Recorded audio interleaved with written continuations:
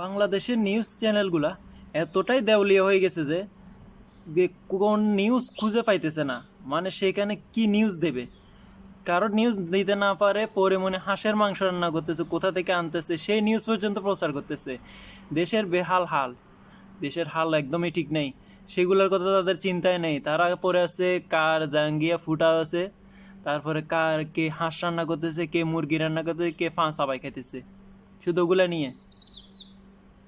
দেশে এত এত কিছু থাকতে গরিব দুঃখী মানুষের কি অবস্থা, বাজার দরের কি অবস্থা, তারপরে অসহায় মানুষগুলো রাস্তা রাস্তা পড়ে আছে, তাদের এগুলো তারা দেখাইতে পারে না, তাদের এগুলো শরম লাগে। কিন্তু ওদিক থেকে পরিমণি কোথা থেকে হাঁস এনে হাঁস পাকাইতেছে, সেগুলো দেখাইতে তাদেরকে ভালো লাগতেছে। তারা নিউজ চ্যানেলে এতটা দেওয়ালি হয়ে গেছে যে তারা নিউজ খুঁজে পাইতেছে না, মানে কি নিউজ দিবে।